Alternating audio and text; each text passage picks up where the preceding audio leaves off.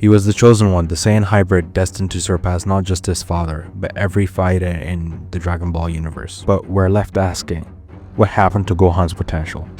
What? Hey kid, what happened to all that power you had? What power?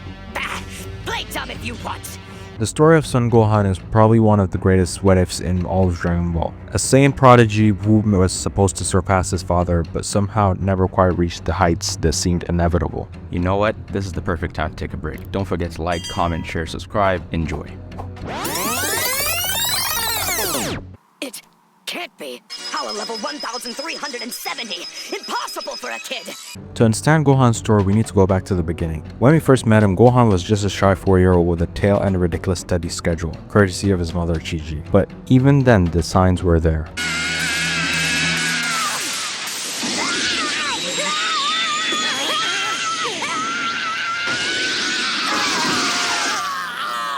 During the fight versus Raditz, we get our first glimpse of what makes Gohan special. In a moment of rage, this untrained kid headbutts Raditz. I know I'm butchering that name, but yeah, bear with me. One of the strongest Saiyans known at that time, and cracks his armor. From the beginning, Toriyama was setting up Gohan to be someone extraordinary, someone with a power that activates in moments of extreme emotion. A power that, with proper training, could make him unstoppable. After discovering Gohan's hidden powers, Piccolo has decided to give the boy a crash course in martial arts. If Gohan can endure Piccolo's severe training for 1 year, he could be a valuable ally in the fight against the Saiyans. Under the tutelage of the original Aura Farmer himself, Piccolo, we see Gohan's potential start to bloom. In just 1 year, this bookworm kid goes from crying to his mom to surviving in the wilderness and holding his own against Saiyans. But it was during the Namek saga where his potential truly began to show. While Krillin and the others struggled against Frieza's forces, Gohan, still just a child at that point, was trading blows with some of Frieza's strongest men. Stop! Here I am! The son of Kakarot.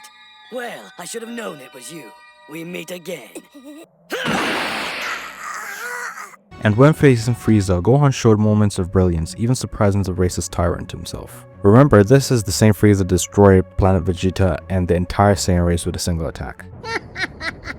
Hello, monkeys! But the Cell games is where Gohan's potential was fully acknowledged. When Goku made the decision to have Gohan fight Cell instead of himself, it wasn't just a desperate gamble, it was because Goku knew his son had already surpassed him at that point. So you don't mind if I pick who gets to fight next, do you? The person I'm about to name is a lot stronger than I am. Now where is he? Where is this great invisible champion? Oh, he's here. He just doesn't know it yet. All right, guys. I'm afraid that I can't win this fight. I need someone to take over. That someone is you, son. Gohan unleashed his rage and ascended to Super Saiyan 2. He didn't just defeat Cell, he dominated him. At just 11 years old, Gohan became the strongest fighter in the known universe. At just 11 years old, Gohan had achieved what his father, the legendary Goku, could not. The trajectory is clear. If Gohan continued down this path, there's no limit to what he could achieve.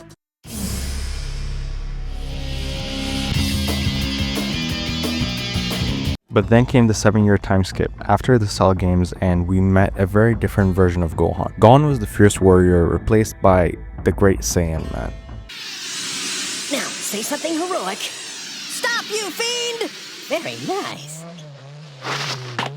During those 7 years of peace, Gohan made a choice that would define the rest of his journey. He chose books over battles, normal life over training, and thinking about it from a human level, which he is half of that, you can't really blame him. This was a kid that had been fighting literal monsters since the age of 4. He watched his father die multiple times, who had the weight of the world thrust upon his shoulders again and again. His mother, Chi-Chi, a human, had always wanted him to become a scholar.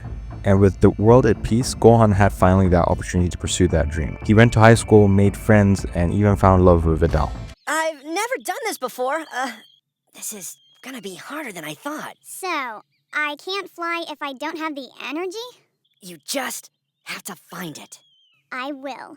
But this shift in priorities came at a cost. While Vegeta continued to train obsessively and Goku trained even in the afterlife, Gohan's fighting skills deteriorated. By the time Majin Buu appeared, the gap between Gohan and his father had widened significantly. This is the first major reason Gohan never achieved his full potential. A conscious choice to prioritize a normal life over fighting. And again, it's hard to fault him for wanting some normalcy in his life after the chaotic childhood he had. But the Dragon Ball world doesn't reward those that choose peace. It demands constant vigilance and constant training. He wants me to fight? But it's impossible! Gohan has a power hidden within him that you or I can't even begin to imagine. Don't you realize that he's been keeping up with the rest of us ever since he was just a little boy? There's a deeper reason why Gohan never fully realized his potential. One that goes beyond just training habits and career choices. It's his mindset. Unlike his father Goku, Gohan doesn't love fighting. He doesn't seek out challenges that push him to break his limits for the thrill of it. For Gohan, fighting has always been a necessity, not passion. This fundamental difference in motivation creates a ceiling for Gohan that he struggles to break through. Without the intrinsic drive to become stronger for strength's sake, Gohan only taps into his full potential when absolutely necessary, usually when loved ones are in danger. Gohan, let it go. It is not a sin to fight for the right cause. I know how you feel, Gohan. You are gentle. You do not like to hurt. But it is because you cherish life that you must protect it. Ugh.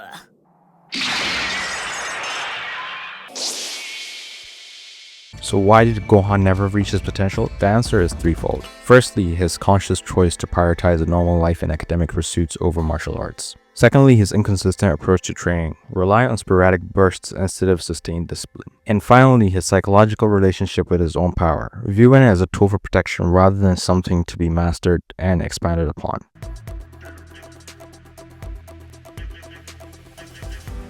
But perhaps that's what makes Gohan such a compelling character. In a series dominated by fighting-obsessed Saiyans, Gohan represents a different path. One where being a warrior is just one aspect of a fulfilling life. His story reminds us that potential isn't just about raw power or fighting ability. It's about finding balance and purpose. And in that sense, maybe Gohan has been successful in his own way. But yeah, what do you think about Gohan? Haven't watched Dragon Ball Super, so I don't know if he did anything insane or he flopped. Some people are saying he flopped in Dragon Ball Super, but I don't know. Drop it down in the comments what you think. If you think Gohan is a great character, let us know down below in the comments. If you want to see more Dragon Ball content, let us know also down below in the comments. Don't forget to like, comment, share, subscribe. Thumbs up.